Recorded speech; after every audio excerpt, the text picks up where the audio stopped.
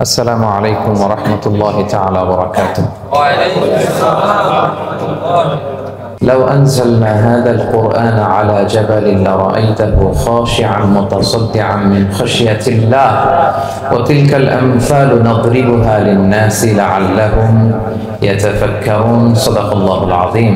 আমরা কোরআন দিয়ে আজকে কোরআনের পরিচয় নিব। কোরআনকে জিজ্ঞেস করবো যে কোরআন তুমি তোমার পরিচয় দাও। আমরা কিছু প্রশ্ন করব, দেখবেন কোরআন অবলীলায় উত্তর দিয়ে দিচ্ছে। তো শুরুতে একটা কথা বলে রাখা ভালো, আমরা কিন্তু কোরআনকে আমাদের বাংলাদেশে কোরআন শরীফ বলি। কি বলি?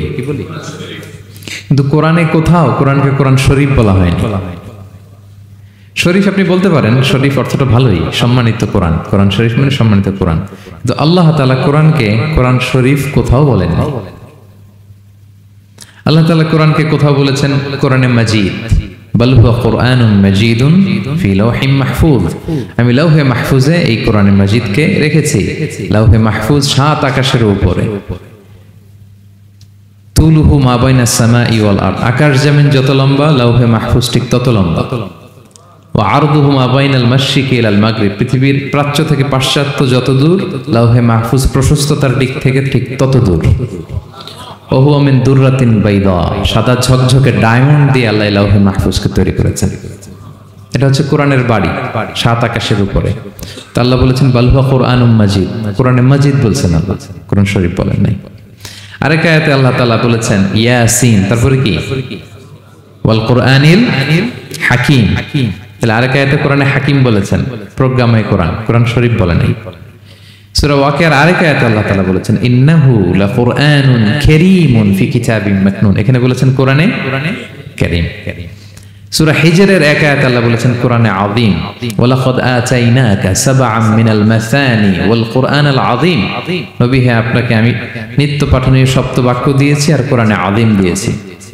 তাহলে আল্লাহ বললেন কোরআনে মাজিদ, তিনি বললেন কোরআনে হাকিম, তিনি বললেন কোরআনে কারীম, কোরআনে আযীম। কিন্তু এগুলো সব থেকে আমরা কি বলি? কোরআন শরীফ বলতে পারেন, অর্থ ভালোই, কিন্তু কোরআনে নাই, আল্লাহ তাআলা বলেন নাই। আসুন কোরআন শরীফ বলার পাশাপাশি আমরা কোরআনে কারীম, কোরআনে মাজিদ এগুলো বলতে অভ্যস্ত হই, কারণ এভাবেই কোরআনকে পরিচয় দিয়েছেন আল্লাহ তাআলা। পারা যাবে তো ইনশাআল্লাহ? শুধু কোরআনই কোরআনের নাম নয়, এছাড়াও কোরআনের আরো অনেক নাম কোরআনে খুঁজে পাওয়া যায়। যেমন কোরআনের একটা নাম হচ্ছে আল কিতাব। কোরআনের একটা নাম কি? আল্লাহ তাআলা বলছেন মা ফাররাতনা ফিল কিতাবি মিন শাই, এই কিতাব, এই কোরআনে আমি কোনো কিছু বাকি রাখি নাই, সব বলে দিয়েছি।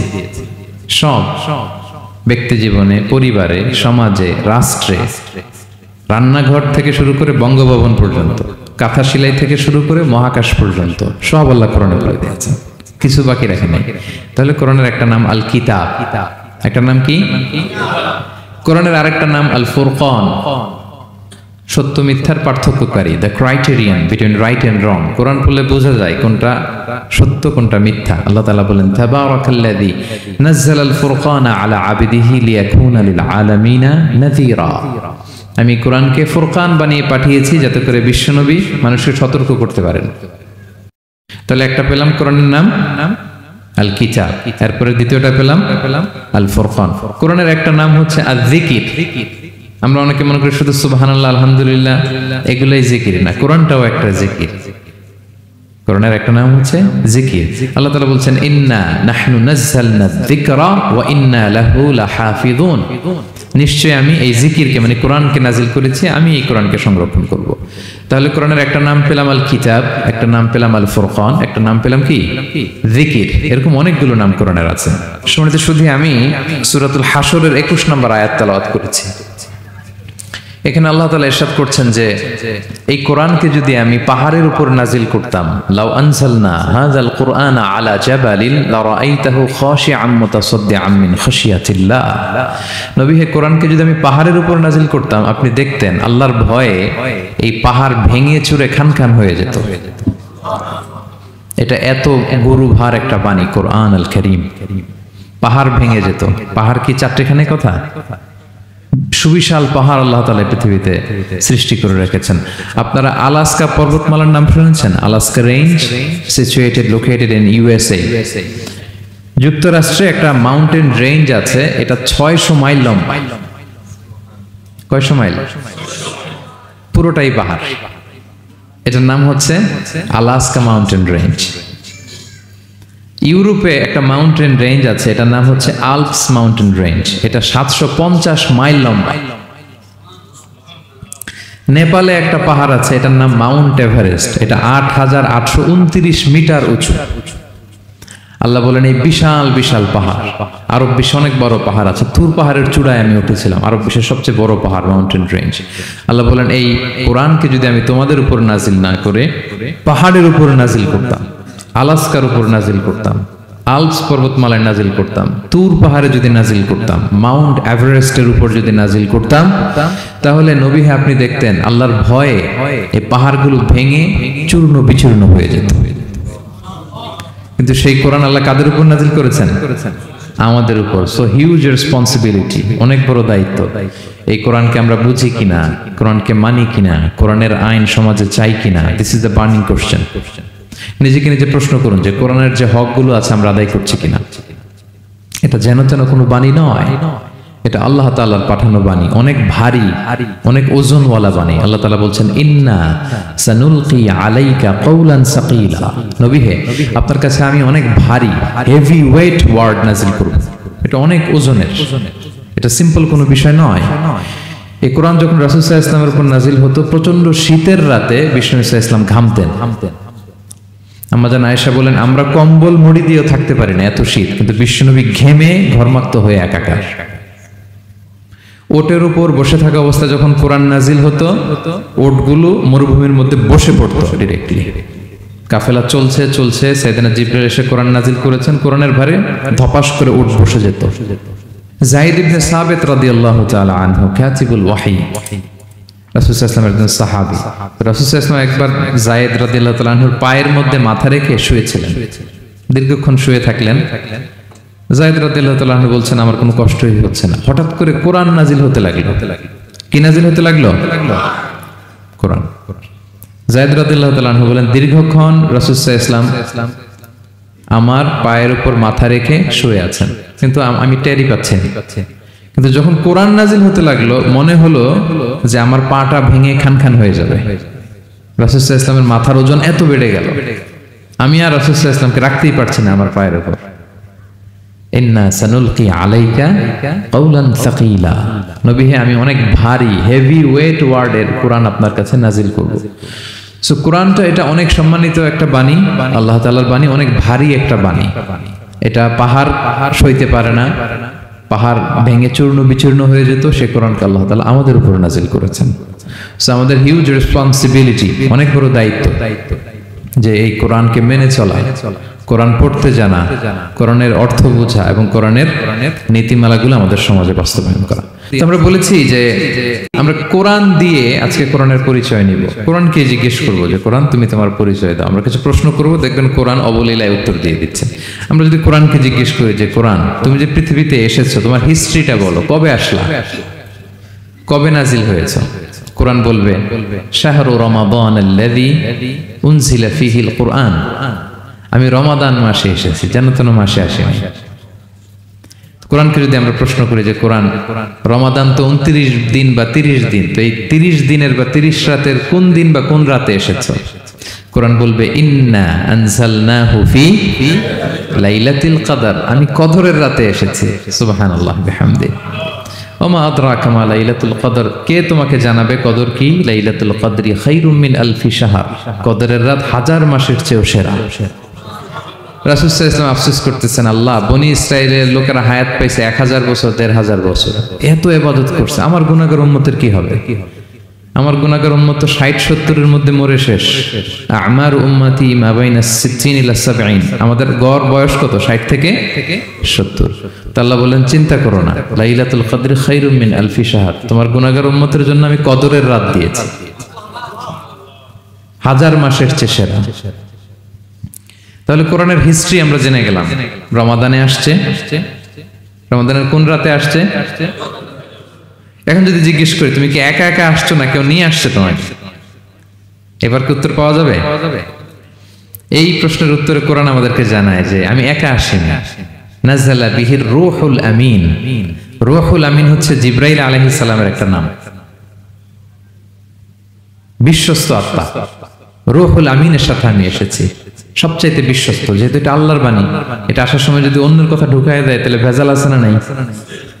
আমিন, বিশ্বস্ততার সাথে যে পৌঁছে দিবে, বাণী বাহকের কাজ করবে, এরকম সবচাইতে বিশ্বস্ত ফেরেশতা জিব্রাইলকে দিয়ে আমি পাঠিয়েছি। তাহলে কোরআন একা আসে, সবচাইতে শক্তিশালী ফেরেশতা। জিবরাইল আলাইহিস সালামের লাহু সিত্তু মিআতু জানা, 600 পাখা আছে, 600 পাখা। সব নবীদের কাছে এসেছেন ওহী নিয়ে, এরকম একজন ফেরেশতা দিয়ে কোরআনকে পাঠানো হয়েছে। এবার যদি জিজ্ঞেস করি যে কোন ভাষায় তোমাকে নাজিল করা হয়েছে বলো, আছে এটা কোরআনে? কোরআন আমাদেরকে জানাচ্ছে ইন্না আনসালনাহু কুরআনান আরাবিয়ান লাআল্লাকুম তাআকিলুন, নিশ্চয় আমি কোরআনকে আরবি ভাষায় নাজিল করেছি যাতে তোমরা বোঝো। সুস্পষ্ট আরবি ভাষায় এই কোরআনকে আল্লাহ তাআলা নাজিল করেছেন। তাহলে হিস্ট্রি আমরা জানতেছি ধীরে ধীরে, না? রমাদানে আসলো, কদরে আসলো, একা আসে নাই, জিবরাইল আলাইহিস সালামের সাথে আসলো, আরবি ভাষায় নাজিল হলো। এবার যদি জিজ্ঞেস করি যে তুমি যে আসলা, তোমাকে যে আমাদের তেলাওয়াত করতে হবে, তো এই তেলাওয়াত করার গাইডলাইনটা কি, কিভাবে তেলাওয়াত করব, তেলাওয়াত করার সিস্টেমটা কি, এটা যদি আমাদেরকে একটু বলতে। তো কোরআন এই প্রশ্নের উত্তরে প্রথমে আমাদেরকে বলে যে আমাকে যদি আবৃত্তি করতে চাও, তেলাওয়াত করতে চাও, প্রথম গাইডলাইন হচ্ছে লা ইয়ামাসসুহু ইল্লাল মুতাহহারুন। এর অর্থ হচ্ছে পবিত্র ছাড়া কেউ এই কোরআনকে স্পর্শ করতে পারে না। যদিও এটা দিয়ে লাউহে মাহফুজের কথা বলা হয়েছে, ফেরেশতাদের কথা, কিন্তু বিষ্ণু বলেছেন লা ইয়ামাসসুহু ইল্লা তাহির, পবিত্রতা ছাড়া কোরআন ধরা যায় না। তাহলে কোরআন তেলাওয়াতের প্রথম গাইডলাইন কি? পবিত্রতা, ওযু করতে হবে। ডোন্ট টাচ মি উইদাউট অ্যাবলুশন, কোরআন আপনাকে অর্ডার করবে, ওযু ছাড়া আমাকে টাচ করা যাবে না। আচ্ছা, ওযু করলেন, তারপরে কি শুরু করে দিতে পারবেন? না, কোরআন বলে ফাইদা ক্রাআতাল কুরআনা ফাস্তাইয বিল্লাহি মিনাশ শাইতানির রাজিম। কোরআন পড়ার আগে তোমার যে সুস্পষ্ট দুশমন ওই শয়তানের ব্যাপারে আল্লাহর কাছে পানাহ চেয়ে নাও, মানে পড়ো আউযু বিল্লাহি মিনাশ শাইতানির রাজিম বিসমিল্লাহির রহমানির রহিম।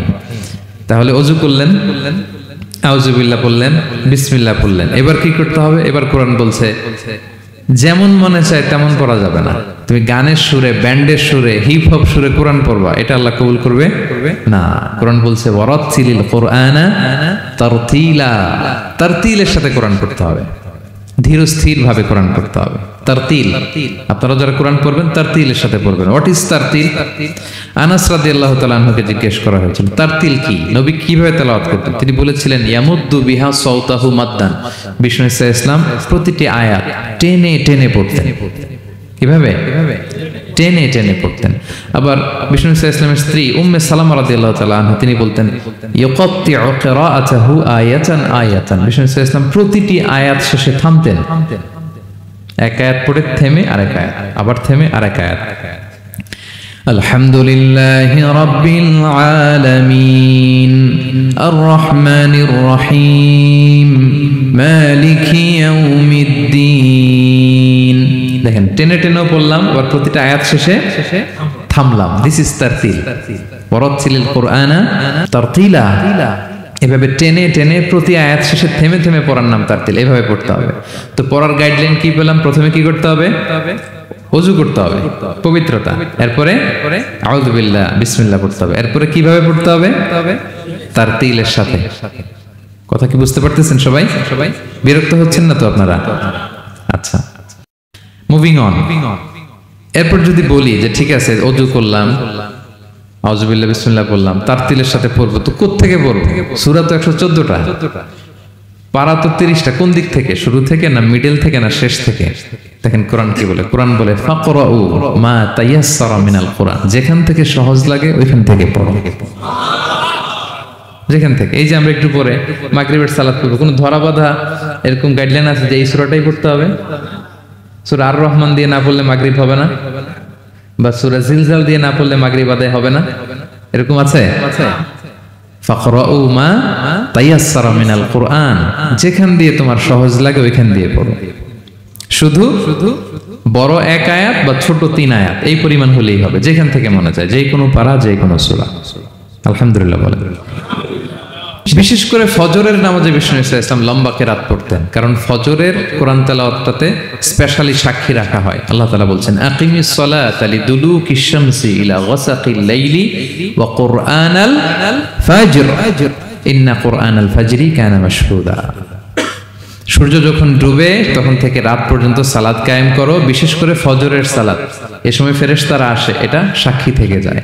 আমরা ফজরের সময় যেন লম্বা চূড়া তেলাওয়াত করি, ফজরের 2 রাকাতে আমরা লম্বা তেলাওয়াত করি। এবার কোরআনকে যদি জিজ্ঞেস করি যে কোরআন তোমার পৃথিবীতে যে এসছো, তোমার অবজেক্টিভটা কি, নাজিলের উদ্দেশ্য কি, কি উদ্দেশ্যে আল্লাহ তাআলা পাঠিয়েছেন, কোরআন আমাদেরকে জানাচ্ছে। আলিফ লাম রা কিতাবুন আনজালনাহু ইলাইকা লিতুখরিজান নাসা মিনাল যুলুমাতি ইলান নূর। এই কোরআনকে আমি নাজিল করেছি যাতে অন্ধকারাচ্ছন্ন মানুষগুলোকে নবী হে আপনি আলোর দিকে নিয়ে যেতে পারেন। I have revealed this holy book to you in order to lead the mankind out of darkness into the light. কোরআন আমাদেরকে আলোর দিকে নেয়। কিসের দিকে নেয়? আলোর পথ দেখায়, মুক্তির পথ দেখায়। তো মুক্তির জন্য আমি এই কোরআনকে পাঠিয়েছি। এবং কোরআন পাঠিয়ে আল্লাহ তাআলা গোটা বিশ্ববাসীকে চ্যালেঞ্জ করেছেন যে পারলে এরকম আর একটা কোরআন বের করে আনে, লিখে আনে। পারবে নাকি গোটা বিশ্বের সবাই মিলে? আমরা যখন বই লিখি, বইয়ের ভূমিকাতে লিখি যে মানবিক দুর্বলতার কারণে বা আমার জ্ঞানের কমতির কারণে কিছু ভুল হতে পারে বা টাইপো মিস্টেক হতে পারে। কেউ যদি আমাদের ভুলগুলো ধরিয়ে দেন আমরা শুদ্ধ করে নিব। প্রত্যেক লেখক লেখে যে আমার 3টা বই বের হয়েছে, আমি এটা লিখছি শেষে, যে কিছু টাইপো মিস্টেক হতে পারে বা আমার ভুল হতে পারে, জানালে আমি পরবর্তী সংস্করণে কি করব? শুধরে নিব। কিন্তু কোরআন ব্যতিক্রম। সব লেখক বলে ভুল থাকলে বইলাম, কোরআন বলে পারলে ভুল খুঁজে বের করো। কোরআন শুরুতেই বলতেছে যালিকাল কিতাব লা রাইবা ফি, this is the book, the most authentic and original book in the world, whereof there is no doubt in it, এর মধ্যে কোনো সন্দেহের অবকাশ নাই। পারলে ভুল খুঁজে বের করে দেখাও। তার মানে গোটা বিশ্ববাসীকে আল্লাহ তাআলা চ্যালেঞ্জ ছুড়ে দিয়েছেন। চ্যালেঞ্জ দিয়ে বলেছেন ওয়া ইন কুনতুম ফি রাইবিম মিম্মা নাযালনা আলা আবদিনা ফাতু বিসূরাতিন মিন মিসলি ওয়াদউ শুহাদাআকুম মিন দুনিল্লাহি ইন কুনতুম সাদিকিন। যদি মনে করো যে কোরআন বিশ্বনবী বানিয়েছে, যদি সন্দেহ করো আমার বান্দা মুহাম্মদের উপর যে কোরআন নাজিল করেছে এটা যদি তার বানানো মনে করো, পারলে আরেকটা বানায় নিয়ে আসো। পারে নাই। পৃথিবীর সবচাইতে বড় বড় সাহিত্যিক পণ্ডিত ছিল তখনকার সময়ে মক্কায়, পারে নাই তারা অনেক চেষ্টা করে যেই কথা বলছে এটা কোরআনের পক্ষেই চলে আসছে। একজন অনেক ট্রাই করতেছে যে কোরআনের সবচেয়ে ছোট সূরার মতো একটা লাইন সে বানাতে পারে কিনা। সবচেয়ে ছোট সূরা কোনটা? কাউসার। তো সে পড়তেছে ইন্না আ'তাইনা কাল কাউসার ফাসাল্লি লিরাব্বিকা ওয়ানহার ইন্না শানিআকা ওয়াল আবতার। এরপরে মিলায় এক লাইন বানাইছে যে লাইসা হাযা মিন কালামিল বাশার। অর্থ হয়ে গেছে অন্যরকম। এটার অর্থ হচ্ছে এটা কোনো মানুষের কথা নয়। ইন্না আ'তাইনা কাল কাউসার ফাসাল্লি লিরাব্বিকা ওয়ানহার ইন্না শানিআকা ওয়াল আবতার। সে মিলায় বানাইছে এক লাইন, সেটা হচ্ছে লাইসা হাযা মিন কালামিল বাশার। এটা কোনো বাশার, মানুষের লেখা হতে পারে না। আল্লাহু আকবার। তো আল্লাহ তাআলা চ্যালেঞ্জ দিয়ে বলেছেন শুধু তোমরা না, পারলে জিনদের সাথে একটা কনফারেন্স করো। কুল লা ইনিজতামাআতিল ইনসু ওয়াল জিন্নু আলা আইয়াতু বিমিসলি হাযাল কুরআন লা ইয়াতুনা বিমিসলিহি ওয়ালাউ কানা বা'দুকুম লিবা'দিন যাহিরা। আল্লাহ বলতেছে চ্যালেঞ্জ, গোটা বিশ্ববাসীর জন্য চ্যালেঞ্জ। শুধু তোমরা না, জিনদেরকেও ডাকো একটা কনফারেন্সে। কারণ দুইটা, ম্যানকাইন্ড আর জিনকাইন্ড। শুধু মানুষকে না, আমি জিনকেও চ্যালেঞ্জ দিলাম, সবাই মিলে যদি পারো কোরআনের মতো একটা বই নিয়ে আসো। পারবে? পারবে না। গোটা বিশ্ববাসী এই চ্যালেঞ্জের কাছে হার মেনেছে। এবং আল্লাহ বলেছেন এটা আমি নাজিল করেছি, এটা হেফাজতের দায়িত্ব আমি নিয়েছি। ইন্না নাহনু নাযালনা যিকরা ওয়া ইন্না লাহু লাহাফিজুন। এই কোরআনকে নাজিল করেছে কে? আবার এটা হেফাজতের দায়িত্ব নিয়েছে কে? আল্লাহ তাআলা নিয়েছে। কোরআনের সবগুলো প্রিন্টেড কপি যদি আমরা আগুন দিয়ে জ্বালায় দেই তাহলে তো আর কোরআন থাকবে না পৃথিবীতে, না?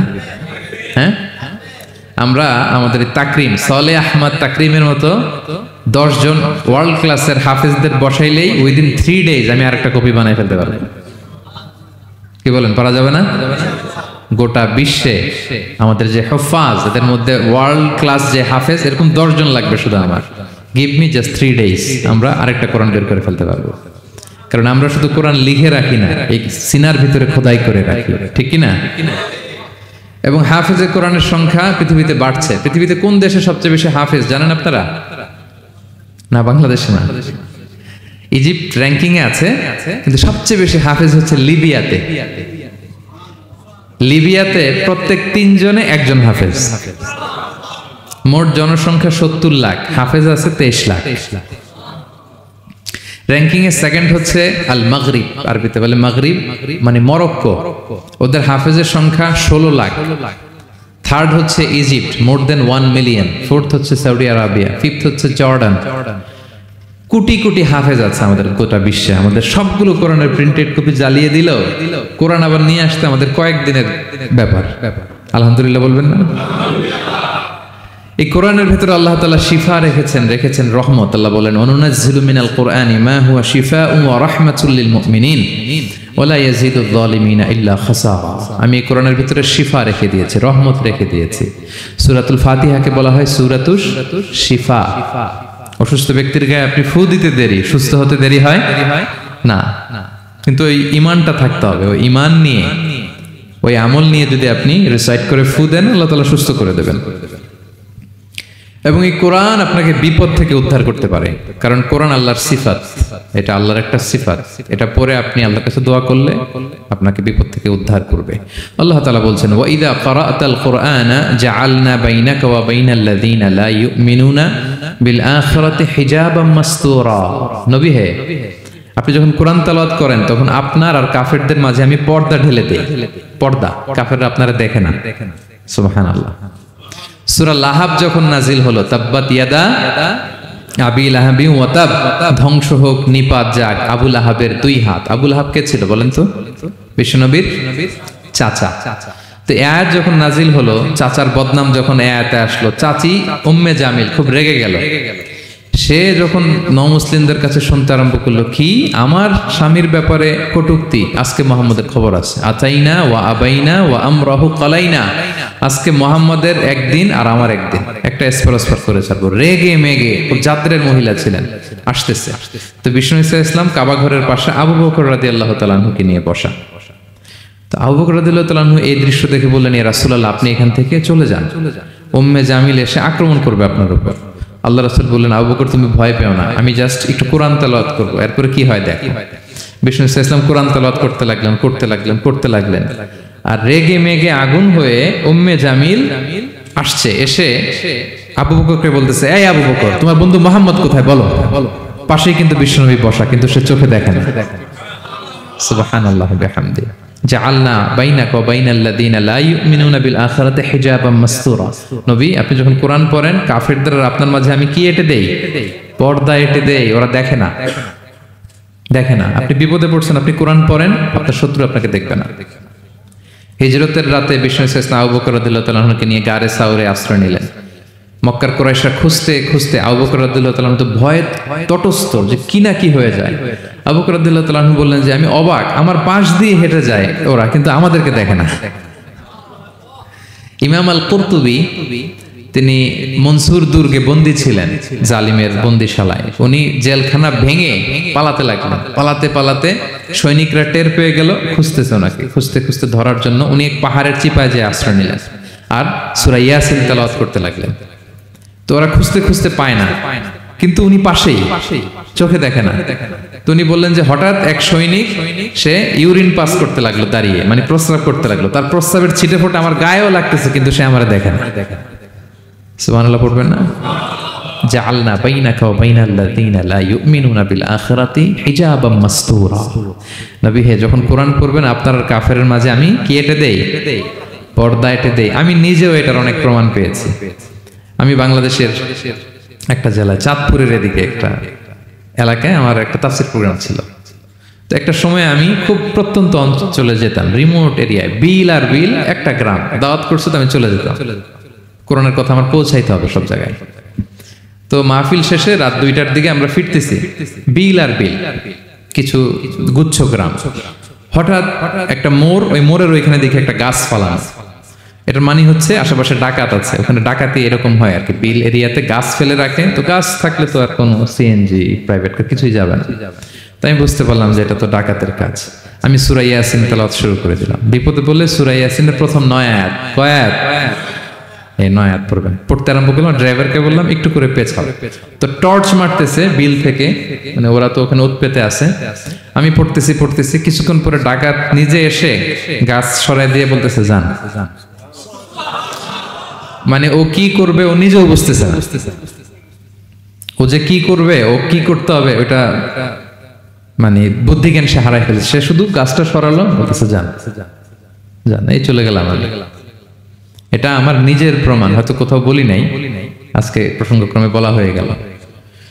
তো এরকম বিপদে পড়লে সূরা ইয়াসিনের প্রথম কয়াত পড়বেন আপনারা। জাআলনা বাইনাকা ওয়া বাইনাল্লাযীনা লা ইউমিনুনা বিল আখিরাতি হিজাবাম মাসতুরা। আপনার আর আপনার শত্রুদের মাঝে কি হয়ে যাবে? পর্দা পড়ে যাবে, দেখবেই না আপনাকে। অনেক চেষ্টা করেছিল মক্কায় কুরাইশরা রাসূল সাল্লাল্লাহু আলাইহি ওয়াসাল্লামের এই কোরআনে বাধা দিতে, যাতে এই কোরআনের কথা শুনতে না পারে। কারণ যারাই বিশ্বনবীর কণ্ঠের তেলাওয়াত শুনতো এরাই মুগ্ধ হয়ে কালিমা পড়ে মুসলমান হয়ে যেত। তারা ডিস্টার্ব করতো কোরআনের মাহফিলে। وقال الذين كفروا لا تسمعوا لهذا القرآن والغوا فيه لعلكم تغلبون। তারা বলতো যে মুহাম্মদের কণ্ঠের কোরআন তোমরা শুনবে না, বরং ডিস্টার্ব করবে। কি করবে? তো আবু জাহেল যখন ঘোষণা দিল তখন বিশ্বনবী তেলাওয়াত করলে ওরা শীষ দিত, হুইসেল বাজাতো, মুকাআউ ওয়া তাসদিয়া, হুইসেল বাজাতো আর হাততালি দিত এরকম।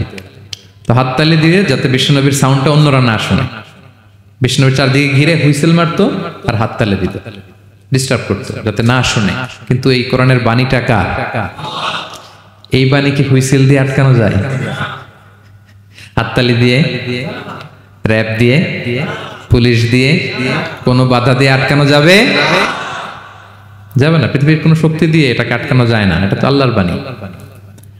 তো বিষ্ণু ইসলাম কোরআনের কথা যখন শোনাতেন, বিষ্ণুনবীর কণ্ঠের তেলাওয়াত শুনে অনেকে কালিমা পড়ে মুসলমান হয়ে যেত।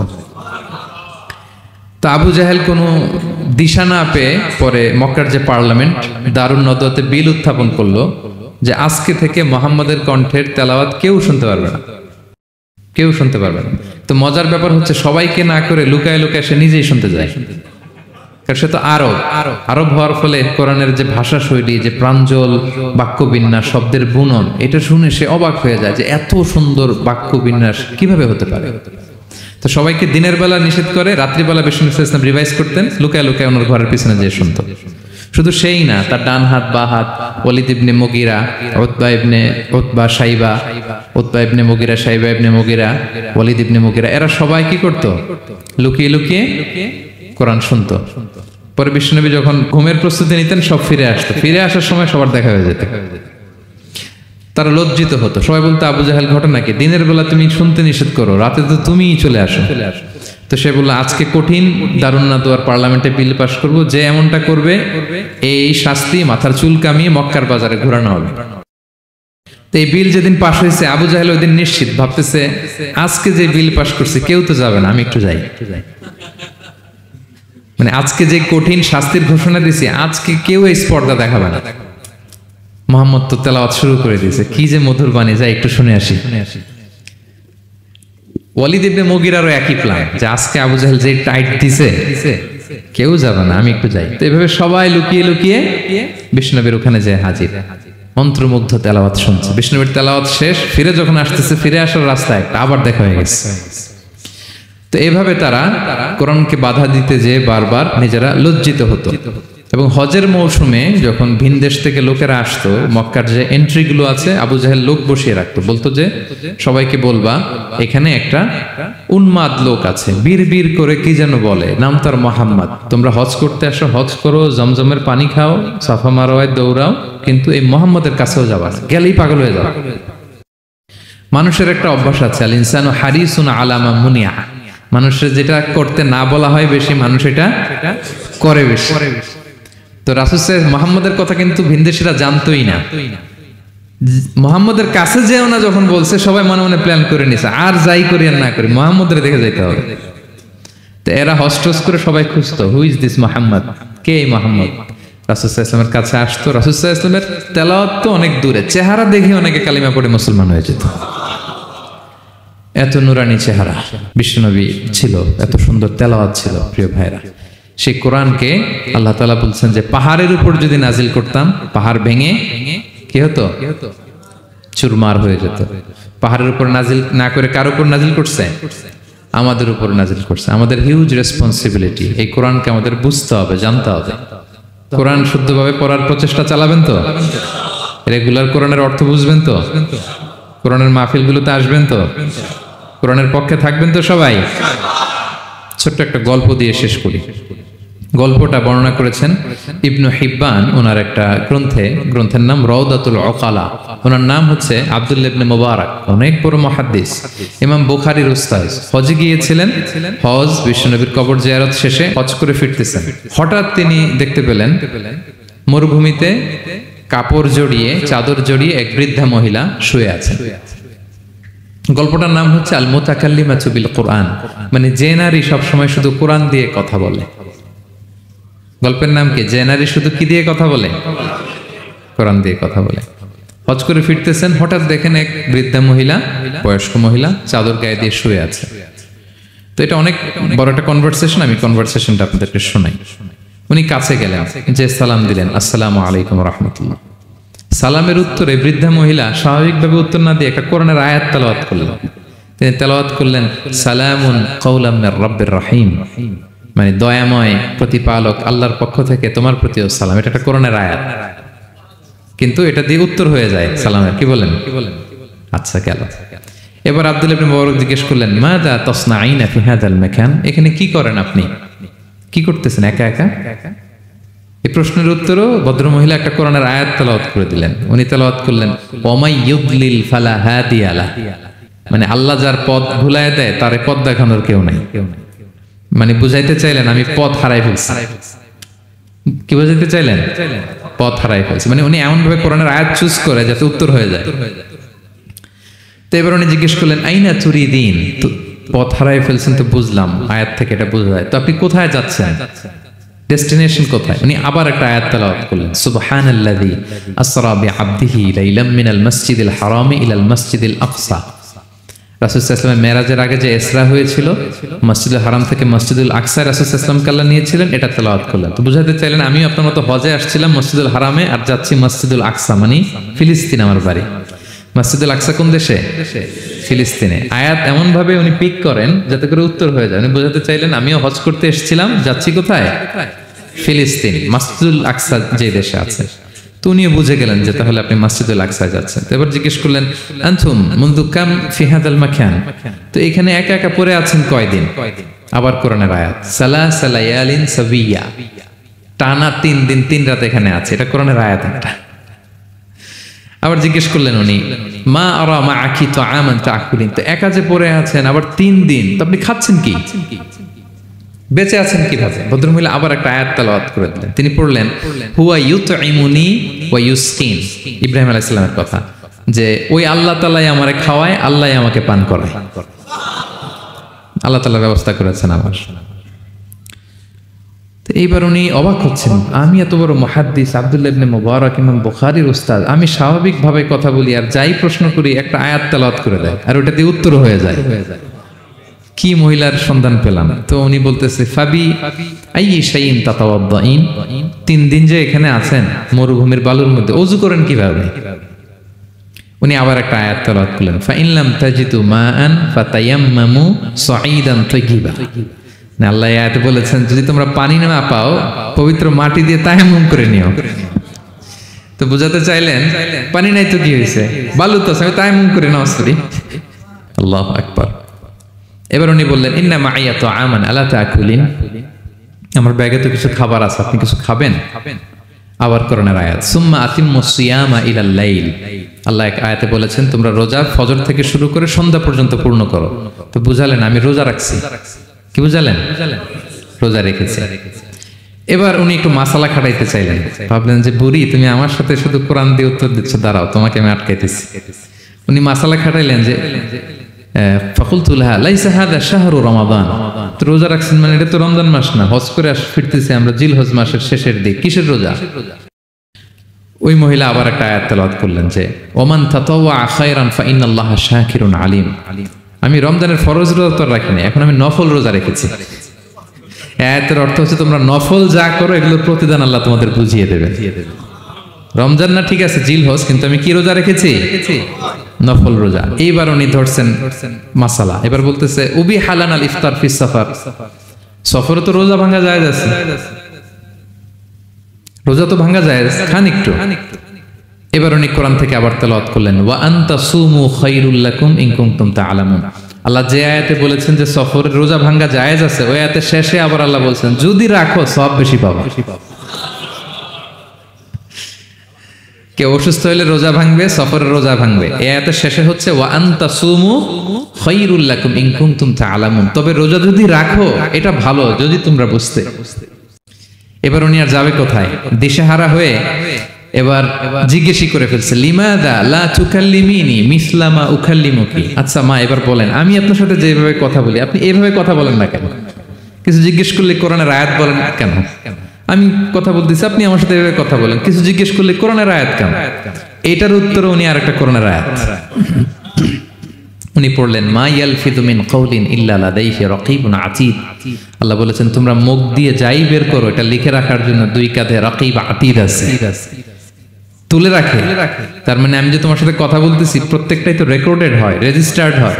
সো এমন কিছু বলি যেটাতে সওয়াব হয়, যেটাতে ভুল না হয়। আল্লাহু আকবার, সুবহানাল্লাহ। কি নারী ছিল, কেমন নারী তিনি ছিলেন? কি পুরো ঘটনাটা শুনবেন? হ্যাঁ, শেষ করবো ঘটনাটা। আচ্ছা, তো উনি অবাক হলেন যে কি মহিলা, এরকম মহিয়সী গরিয়সী নারীও পৃথিবীতে আছে। তো উনি বললেন ঠিক আছে মা, আপনি যেহেতু পথ হারাই ফেলছেন আমার উটটাকে আমি নিয়ে আসি।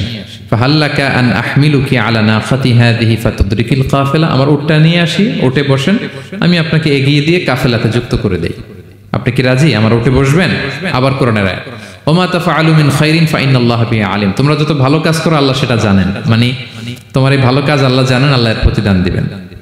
ক্বালা ফাআনাখতু নাকাতি, আমি উট বসালাম এবং বললাম ওঠেন। উনি যখন উঠতেছে আমি এভাবে তাকায় আছি, তা আমি যে তাকায় আছি উনি একটা আয়াত তেলাওয়াত করলেন যে কুল্লিল মুমিনিনা ইয়াগুদ্দু মিন আবসারিহিম। এর অর্থ হচ্ছে নবী হে মুমিনদেরকে বলুন তারা যেন পরনারী দেখে তাকায় না থাকে, চোখ যেন নিচে রাখে, তারা যেন চক্ষু অবনমিত করে। মানে বুঝাতে চাইলেন যে আমি তো বেগানা নারী, পরনারী, তা আমি উঠে উঠতেছি আপনি তাকায়। সে হয়তো তাকায় আছে যে বৃদ্ধা মহিলা উঠতে যদি কষ্ট হয় পড়ে যায়, তো উনি যখন দেখতেছেন তাকায় আছে উনি বলতেছে কুল্লিল মুমিনিনা ইয়াগুদ্দু মিন আবসারিহিম, নবী হে বলুন বিশ্বাসীদের তারা যেন চোখ নিচের দিকে করে রাখে। তো উনি লজ্জা পেয়ে গেলেন, ফাগাদাতু বাসারি, আমি লজ্জায় চোখ নামালাম। এরপর আমি বললাম ইরকাবি ওয়াকাদ আখালতু নাকাতি, ওঠেন। আমি আবার ওটের রশি ধরে টানতে আরম্ভ করলেন। ভদ্রমহিলা উঠেই আবার কোরআনের আয়াত পড়লেন, যেটা আমরা গাড়িতে বা কোনো বাহনে উঠলে পড়ি। তিনি পড়তে আরম্ভ করলেন সুবহানাল্লাযী সাখখারা লানা হাযা ওয়া মা কুন্না লাহু মুকরিনিন ওয়া ইন্না ইলা রাব্বিনা লামুনকালিবুন। প্রশংসা সে আল্লাহর যে আল্লাহ এই বাহনকে আমাদের জন্য বশীভূত করে দিয়েছেন। তিনি বশীভূত না করলে আমরা তো এটাকে বশীভূত করতে পারতাম না। আপনারা যখন গাড়ি স্টার্ট দিবেন এই দোয়াটা পড়েন তো আপনারা? গাড়ি স্টার্ট দিলে, বিমানে উঠলে, ঘোড়ায় উঠলে, যে কোনো বাহনে উঠলে এটা পড়তে হয়, কোরআনের আয়াত। তিনি বললেন আমি এবার উঠলাম, ওটের জিমাম ধরে টানতে লাগলাম আর একটু হই হই শব্দে ওট চালাতে লাগলাম যাতে করে তাড়াতাড়ি যাওয়া যায়। উনি কোরআনের আয়াত বললেন ওয়াকসিদ ফি মাশিক ওয়াগদুদ মিন সাউতিক, কোরআনের আয়াত। মানে তোমার চলার ক্ষেত্রে তুমি মধ্যম পন্থা অবলম্বন করো আর গলার সাউন্ডটা একটু ছোট করো। এটা কিন্তু লোকমান হাকিম তার ছেলেকে বলেছিলেন যে বাবা তুমি যখন হাঁটবে মধ্যম পন্থায় হাঁটবে আর শাউট করবে না, নয়েজ করবে না, কণ্ঠটাকে নিচু করবে। এই আয়াতটা উনি পড়ে দিলেন। মানে বুঝাতে চাইলেন আপনি হাজি মানুষ, হজ করে আসছেন, এইভাবে যাচ্ছেন কেন? আপনি স্লোলি যান। ফাজাআলতু আমশি রুয়াইদান ওয়া আতারান্নামু বিশ-শা'র। এরপর আমি আস্তে আস্তে যেতে লাগলাম আর কবিতা আবৃত্তি করতে লাগলাম। আরবদের অভ্যাস ছিল তারা শত শত লাইন কবিতা মুখস্থ পারত। দিনকে দিন মরুভূমিতে চড়তো আর কবিতা পড়তো। তো আমি কবিতা গুনগুন করে কবিতা পড়তেছি আর যাচ্ছি। এই মহিলা পিছন থেকে আয়াত তেলাওয়াত করলেন আবার, ফাকরাউ মা তায়াসসারা মিনাল কোরআন। মানে কোরআনের যেখান দিয়ে সহজ লাগে ওইখান দিয়ে পড়েন। মানে বুঝাতে চাইলেন কবিতা পড়লে কি লাভ, আপনি কোরআন পড়েন। উনি আবার লজ্জা পেয়ে কোরআন পড়তে আরম্ভ করলেন। এবার যেতে যে কাফেলা থেকে উনি মিসিং, যে ক্যারাভেন থেকে মিসিং, ওই ক্যারাভেনের সাথে যুক্ত হলেন। এবার জিজ্ঞেস করলেন যে হাদিহিল কাফেলা মান লাকি ফিহা, এই তো আপনার কাফেলা, এখানে কে আছে আপনার, কেউ আছে? আবার কোরআনের আয়াত, আল মাল ওয়াল বানুনা জিনাতুল হায়াতিদ দুনিয়া, অর্থাৎ সম্পদ সন্তান এগুলো আল্লাহর দেয়া নেয়ামত। এটা দিয়ে বুঝাতে চাইলেন হ্যাঁ আমার কিছু সন্তানাদি আছে। উনি বুঝতে পারলেন ফাআলিমতু আন্নাল্লাহা আওলাদান ফিহা, আমি বুঝলাম যে ওনার সন্তান সন্ততি এখানে আছে। এইবার একটা চান্স পেয়ে গেছে আব্দুল্লাহ ইবনে মুবারক। কি পেয়ে গেছে? উনি মনে মনে ভাবলেন ওনার ছেলেদের নাম কি এটা জিজ্ঞেস করি। চাইলে তার উত্তর দিতে পারবে না। সুন্দর না প্রশ্নটা? এবার উনি বলতেছে ফাকুলতু লাহা মা আসমাউ আওলাদিক, মা এবার একটু বলেন তো আপনার ছেলেগুলোর নাম কি? কে জিজ্ঞেস করলেন? এটা তো আর নান্টু বল্টু সল্টু তো আর কোরআনে পাওয়া যায় না। আমরা নাম রাখি কি? সল্টু বল্টু। সল্টু বল্টু কোরআনে আছে? নাই। তো উনি এবার চান্স নিলেন, এবার জিজ্ঞেস করি আপনার ছেলের নাম কি? এইবার আর উত্তর থাকবে না, অনেকক্ষণ আমার সাথে ইয়ে করছেন আপনি। তো জিজ্ঞেস করতেছে লাহা ওয়ামা আসমাউ আওলাদিক, আপনার ছেলেদের নাম কি একটু বলেন তো। এই প্রশ্নের উত্তরে উনি 3টা আয়াত তেলাওয়াত করছেন। এতক্ষণ তো একটা, এখন কয়টা? এখন 3 নম্বর গিয়ারে চালাইতেছে। উনি প্রথম আয়াত তেলাওয়াত করলেন ওয়াত্তাখাযাল্লাহু ইব্রাহিমা খলিলা, এরপরে বললেন ওয়া কাল্লামাল্লাহু মূসা তাকলিমা, সবশেষে বললেন ইয়া ইয়াহইয়া খুযিল কিতাবা বিকুওয়া। আল্লাহু আকবার। আমি ইব্রাহিমকে খলিল হিসেবে নিয়েছি, মুসাকে কালিমুল্লাহ বানিয়েছি, এবং ইয়াহইয়াকে বলেছি হে ইয়াহইয়া তুমি তাওরাত কিতাবকে শক্ত করে ধরো। তার মানে বুঝাতে চাইলেন আমার বড় ছেলের নাম ইব্রাহিম, পরের ছেলের নাম মুসা, ছোট ছেলের নাম ইয়াহইয়া। সুবহানাল্লাহ পড়বেন না? কি নারী ছিলেন! কোরআনের বাইরে যেন যাওয়া না লাগে, কোরআন থেকে ছেলেদের নাম চুজ করে রাখছেন। ছেলেদেরকে ডাকলে এই নামেই ডাকেন। এরপর ছেলেদেরকে ডাকলেন কোরআনের আয়াত পড়ে ফাবাআসু আহাদাকুম বিওয়ারিকিকুম হাযিহি ইলাল মাদিনাতি ফালইয়ানজুর আইয়ুহা আসকা তুআমান ফালইয়াতিকুম বিরিজকিম মিন। এটা সূরা কাহফের একটা আয়াত। গুহাবাসী 7 জন যুবক যখন ঘুমিয়ে পড়েছিল, 309 বছর পরে যখন জেগেছিল, একজনকে টাকা দিয়ে বলেছিল যাও তুমি কিছু খাবার নিয়ে আসো। এই আয়াত বুঝাইয়া তিনি ছেলেদের বুঝাইলেন যে মেহমান আসছে, কিছু নিয়ে আসো খাবার, ওনারা খাওয়াইতে হবে। মানে অনেক হেল্প করছে আমাকে। তো ছেলেরা খাবার নিয়ে আসলো। খাবার দেওয়ার পরে মহিলা আবার কোরআনের আয়াত কুলু ওয়াশরাবু হানিআম বিমা আসলাফতুম ফিল আইয়ামিল খালিয়া। এটা আসলে আল্লাহ তাআলা জান্নাতীদেরকে বলবেন। আমরা যখন জান্নাতে ঢুকবো আল্লাহ বলবে কুলু ওয়াশরাবু হানিআম বিমা আসলাফতুম ফিল আইয়ামিল খালিয়া। এই দুনিয়াতে এত জুলুম নির্যাতনের শিকার হয়েছে, এত নেক কাজ করেছো, প্রতিদান হিসেবে আজকে জান্নাতের এই নাজ নেয়ামত ভোগ করো। বৃদ্ধ মহিলা এই আয়াতটা বললেন, তার মানে মরুভূমিতে অনেক কষ্ট করেছেন আপনি আমার জন্য, এখন আপনি আমার পক্ষ থেকে এই হসপিটালিটি, রিসেপশন, এই আপ্যায়ন গ্রহণ করুন। এবার উনি বলতে আরম্ভ করলেন, ছেলেদেরকে বললেন কুলতু আল আনা তুআমাকুম আলাইয়া হারাম। এই ছেলেরা, এই খাবার আমার জন্য হারাম। হাত্তা তুখবিরুনি বিআমরিহা, যতক্ষণ না এই মহিলাকে, এর হিস্ট্রি যতক্ষণ না আমার না বলো। আগে বলে এই ভদ্র মহিলা কে, কি তার ঘটনা। যতই দেখছি অবাক হচ্ছি, যতই শুনছি অবাক হচ্ছি। কে সে? যাই বলি শুধু কোরআন দিয়ে বলে, ঘটনাটা কি? এবার ছেলেরা বলল ফাকুলু হাযিহি উম্মুনা, ইনি আমাদের মা। লাহা আরবাউনা সানা, ওনার বয়স 40 বছর। লাম তাতাকাল্লাম ইল্লা বিল কুরআন, জীবনে কোনোদিন কোরআন ছাড়া মুখ দিয়ে অন্য কোনো কথা বলে নাই। মাখাফাতা আন তাযিল্লা ফায়াসখাতা আলাইহা রহমান, এই ভয়ে যে কোন কথায় আল্লাহ আবার নারাজ হয়ে যায়, আমার কোন কথায় আবার কোন ভুল হয়ে যায়, আমার কোন কথায় আবার রহমান আমার উপর নারাজ হয়ে যায়। এজন্য আমরা আমাদের জন্মের পরে জীবনে আমার মাকে কোরআন ছাড়া কোনো কথা বলতে শুনিনি। অবাক হলেন আব্দুল্লাহ ইবনে মুবারক, ইমাম বুখারীর উস্তাদ। উনি খাবার হাতে নিয়ে এবার বললেন যে উনি তো অনেক আয়াত বললো, এবার আমি একটা আয়াত বলি। খাবারটা নিয়ে উনি পড়তে আরম্ভ করলেন। ফাকুলতু, উনি বললেন, আমি বললাম যালিকা ফাদলুল্লাহি ইউতিহি মান ইয়াশা, এটা আল্লাহর বিশেষ অনুগ্রহ, ফজল। এটা আল্লাহ সবাইরে দেয়, যাকে চায় তাকে দেয়। সুবহানাল্লাহ পড়ে। এটা আল্লাহর বিশেষ অনুগ্রহ, তিনি সবাইকে দান করেন না, যাকে চান তাকে দেন। তোমাদের মা অনেক মহিয়সী গরিয়সী একজন মাতা তোমরা পেয়েছো। এই হচ্ছে ঘটনাটা। আল মুতাকাল্লিমাতু বিল কুরআন, যে নারী তার জীবনের পুরো সময়টা শুধু কোরআন দিয়ে কনভারসেশন করেছেন, কথা বলেছেন। যেই প্রশ্নই তাকে করা হয় কোরআন থেকে বলতেন, কারণ আল্লাহ বলেছেন মা ফাররাতনা ফিল কিতাবি মিন শাই, এই কিতাবে আমি কোনো কিছু বাকি রাখি নাই। মানব কল্যাণের, মানব প্রয়োজনীয়, হিউম্যান ডিমান্ড যা দরকার সব আল্লাহ বলে দিয়েছেন। তিবিয়ানান লিকুল্লি শাই, সবকিছুর সুস্পষ্ট ব্যাখ্যাই কোরআনে আছে। আল্লাহ বলেন লাউ আনসালনা হাযাল কুরআনা আলা জাবাল লারাআইতাহু খাশিআম মুতাসাদ্দিআম মিন খাশিয়াতিল্লাহ, এই কোরআনকে আমি পাহাড়ে নাজিল করলে পাহাড় চূর্ণ বিচূর্ণ হয়ে যেত। আলাস্কা মাউন্টেন রেঞ্জ, আল্পস পর্বতমালা, মাউন্টেন এভারেস্ট ভেঙে চুরে খান খান হয়ে যেত। সে কোরআনকে আল্লাহ তাআলা আমাদের উপর নাজিল করেছে। আমাদের রেসপন্সিবিলিটি অনেক বেশি। আজকে আমি কতগুলো কোরআনের আয়াত তেলাওয়াত করছি, কেউ কি গুনতে পারবেন? শত শত কোরআনের আয়াত তেলাওয়াত করেছি, কারণ কোরআন নিজেই নিজের পরিচয় দিতে সক্ষম, কারো লাগে না। কোরআন নিজেই বলতে পারে, যেই প্রশ্ন আপনি ছুড়ে দিবেন কোরআন নিজেই আনসার করে দিবে। নিজে আপনাকে অ্যাড্রেস করবে, নিজে আপনার সমাধান হাজির করবে। সেই মহাবিশ্বের মহাবিশ্বয় মহাগ্রন্থ আল কোরআনকে আল্লাহ তাআলা এই মাসে নাজিল করেছেন, যে মাস আমরা কাটাচ্ছি। আল্লাহ বলেন শাহরু রমাদান আল্লাযী উনজিলা ফীহিল কুরআন, এই রমাদান মাসে আমি এই কোরআনকে নাজিল করেছি। কোরআন নাজিলের মাস।